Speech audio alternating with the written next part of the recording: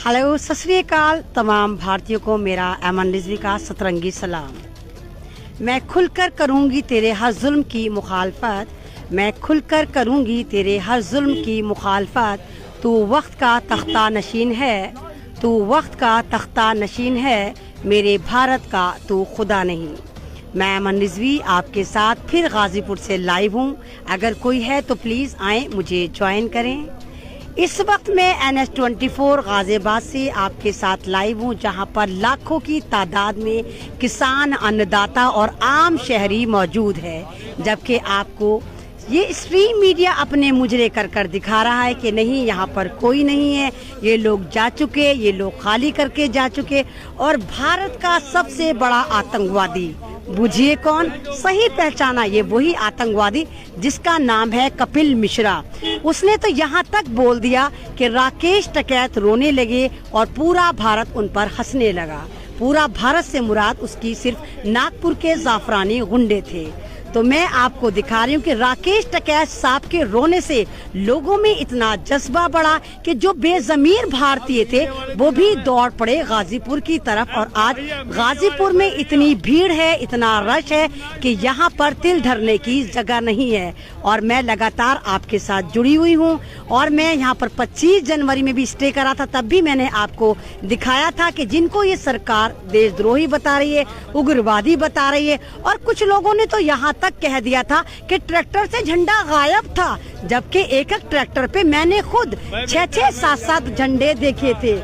तो आपके बताने से, स्ट्रीम मीडिया के बताने से ना तो ये भारत खत्म होगा, ना ये रियलिटी छुपेगी कि ये भारत के अन्नदाता हैं, ये भारत के किसान हैं, जिनको ये सरकार कभी उग्रवादी बताती है, कभी आतंकवादी बताती है। ये सरकार ये क्यों नहीं बताती कि दीप सिद्धू इनका आदमी था? ये सरकार इनको क्यों नहीं बताती कि लाल किले पर जो दीप सिद्धू पहुंचा था वो पहुंचा नहीं था मेरे भाइयों, वो पहुंचाया गया था ताकि किसानों को बदनाम करा जा सके और इसकी आड़ में किसानों को मारा पीटा जा सके, नरसंहार करा जा सके। लेकिन ये सरकार फिर बेनकाब हो गई और अभी भी देखिए दिल्ली से हर रास्ता ब्लॉक कर रखा है। मैं अमन रिजवी पूरे 2 घंटे में गाजीपुर तक पहुंच पाई, लेकिन हम भी जज्बे से आए थे। हम जंगलों में से होते हुए, पता नहीं कहां से होते हुए गाजीपुर पहुंच ही गए। अब सुनने में आ रहा है कि सिंघू बॉर्डर पे इनका तांडव शुरू हो चुका है। वहां पर जाफरानी गुंडे, नागपुर की नाजायज औलादे अपना तांडव मचा रही हैं, क्योंकि गाजीपुर से तो ये बेरंग लौट गई, नाकाम लौट गई। अब ये सिंघू बॉर्डर पर पहुंच गए। और भाइयों, इस बात के लिए भी तैयार रहिए, कल इनका तांडव हो सकता है टेकरी बॉर्डर पर भी चल जाए। तो मैं इस वक्त रात में आपको गाजीपुर से लाइव दिखा रही हूँ, NH24 गाजीपुर से लाइव दिखा रही हूँ कि देखिए कितने सारे लोग यहाँ पर मौजूद हैं। और मैं अमन रिजवी, जिसको लगातार जान से मारने की धमकी दी जाती है कि तू बड़ी कूद रही है शाहीन बाग वाली, तू बड़ी कूद रही है मुल्ली, देख हम तेरे साथ क्या करते हैं। तो मैं तो यही कहती हूँ कि मौत उसकी है करे जिसका जमाना अफसोस, मौत उसकी है करे जिसका जमाना अफसोस। यूं तो दुनिया में सभी आए हैं मरने के लिए, तो मौत तो हमारी यकीनी है, हम कल भी मरेंगे, आज भी मरेंगे। तो क्यों ना फिर मैं अपनी मौत को एक यादगार बना के जाऊं। मैं भी पीछे से किसान हूं, मैं भी अन्नदाता हूं, मेरे फोर फादर यही काम करते थे और मेरे दादा परदादा इस भारत को बचाने में फांसी पर चढ़े थे। अगर मैं भी मर जाती हूं या RSS सरकार मुझे मरवा देती है तो ये मेरे लिए और मेरी आने वाली पुश्तों के लिए बहुत बड़ी सीख होगी कि मैं यहाँ पर कुर्बान हुई इन 3 काले बिलों के विरोध करते करते। तो मैं उन लोगों से जो मुझे देख रहे हैं, जो सोशल मीडिया पर एक्टिव रहते हैं, उनसे हाथ जोड़कर मेरा निवेदन है कि खुदारा अपने जमीर को जगाइए। ये किसान आपको पुकार रहा है, ये आपकी गफलत है, ये आपकी बेहिसी है कि किसान यहाँ तक आ गया। ये काले बिल आपके भी विरोधी हैं। ये किसान रोटी बचाने निकला है, ये जमीन बचाने निकला है। इनके पास इतनी जमीनें हैं कि ये अपना आप भी खा लें, अपने आसपास के गांवों को भी खिला दें। लेकिन उनको पता है कि 140 करोड़ जो और लोग हैं उनके पास जमीनें नहीं हैं। तो ये रोटी बचाने की लड़ाई है, जहाँ पर आपको आगे आना होगा, इनके समर्थन में आगे आना होगा। और रात टकैत साहब के आंसू वो काम कर गए जो 120 दिन से ये मूवमेंट नहीं कर पाया। टकैत साहब के आंसुओं में ऐसा जनसैलाब बन गया जो बीजेपी के कमल को बहा कर ले गया। और यहाँ पर देखिए लगातार लोग पहुंच रहे हैं, कोई ट्रैक्टर में आ रहा है, कोई बस में आ रहा है, कोई कार में आ रहा है, और सब के सब गाजीपुर की तरफ कूच कर रहे हैं। तो ये एक कामयाबी है। और टकैत साहब कौन है? टकैत साहब किसी पहचान के मोहताज नहीं है। ये वही टकैत साहब हैं जिनको जब जब याद करा जाएगा तो किसान को याद करा जाएगा। ये वही टकैत साहब हैं जिनका पूरा खानदान इन किसानों के लिए हमेशा खड़ा रहा। इनके फादर महेंद्र सिंह टकैत भी किसानियों के लिए खड़े रहे, ये राकेश टकैत भी किसानों के लिए खड़े रहे। और रात जब उन्होंने देखा कि उनकी मेहनत, उनका सब कुछ बेकार जा रहा है और ये सरकार इनके साथ नरसंहार करना चाहती है, तो उनकी आंख में आंसू आ गए। कब आते हैं आंख में आंसू? जब बंदा बहुत ज्यादा दुख में होता है, दर्द में होता है। तो टकैत साहब के आंसू खाली नहीं गए, उनके आंसू के एक एक आंसू का हिसाब ये भारत का किसान इनसे लेगा, सरकार से लेगा कि उसकी हिम्मत कैसे हुई कि उसने एक किसान को मजाक बना दिया। उनकी हिम्मत कैसे हुई कि उनका देशद्रोही एक पिट्टू, एक आरएसएस का नाजायज बंदा कपिल मिश्रा उनके आंसू का मजाक बना रहा था।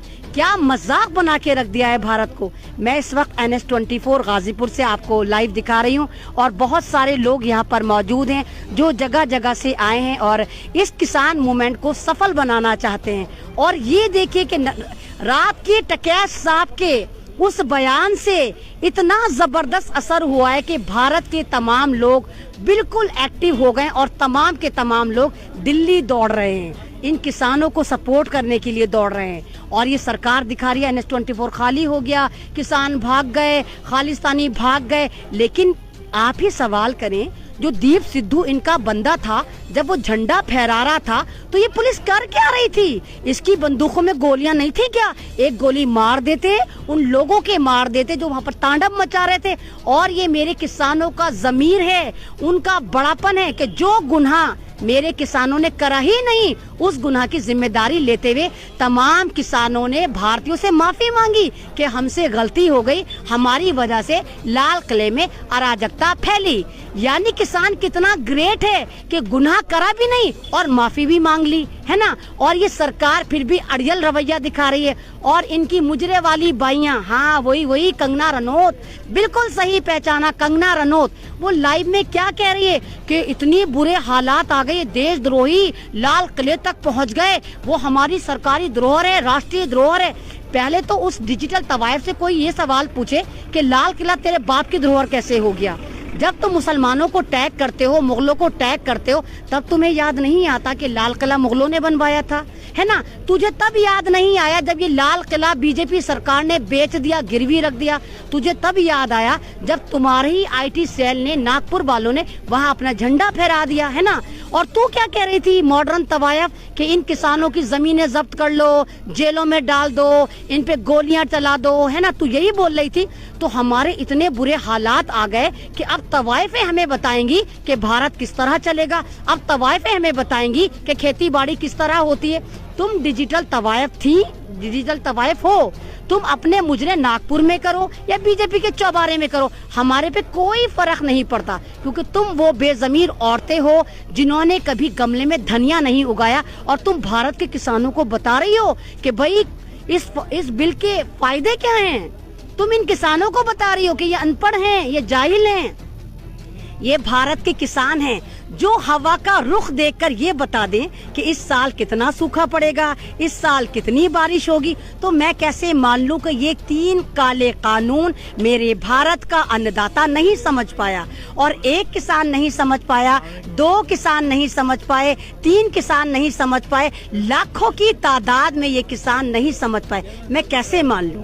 तो मैं ऐमन रिजवी किसी पार्टी से नहीं हूँ, किसी एनजीओ से नहीं हूँ, मैं एक सामाजिक कार्यकर्ता हूँ, एक फ्रीडम फाइटर की बेटी हूँ, पोती हूँ और पीछे से मैं किसान हूँ और लगातार इस मूवमेंट में बनी हुई हूँ। मैं गाजीपुर भी मुस्तकिल रहती हूँ, मैं सिंगू बॉर्डर जाती हूँ, टीकरी बॉर्डर जाती हूँ और जहाँ जहाँ से मेरी आवाज निकलती है वहाँ से आवाज निकालती हूँ, इंटरव्यू देती हूँ। लेकिन जहाँ पर इंटरव्यू नहीं होते, जहाँ मुझे लगता है कि मीडिया नहीं पहुँच पा रहा, वहाँ मैं अपना माइक उठाती हूँ और फिर आवाज निकालती हूँ कि देखो देशद्रोहियों, ये है भारत के असली सपूत जो सड़कों पर पड़े हैं अपने घर छोड़कर। तुम कहते हो ये देशद्रोही हैं, देशद्रोही सड़कों पर पड़ा होगा अपना घर छोड़कर। तुम लाइट काट देते हो, कभी पानी काट देते हो, इनको देशद्रोही कहते हो। अभी तक 250 से ज्यादा किसान इस काले कानून पर कुर्बान हो चुका। नहीं, हमने गलत बोला, कुर्बान नहीं हुआ, बीजेपी सरकार द्वारा कत्ल कर दिया गया। तो उसका मुकदमा किस पर लगेगा?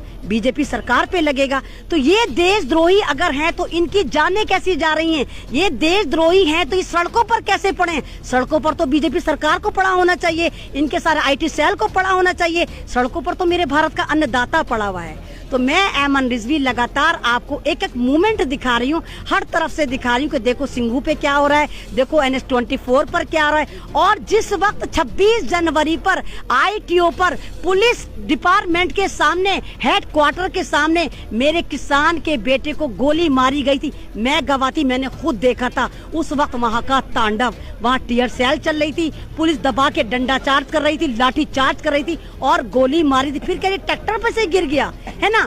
जहाँ पर गोली मारनी थी सिद्धू को, दीप सिद्धू को, भारत के असली आतंकवादी को, वहाँ उसको छोड़ दिया।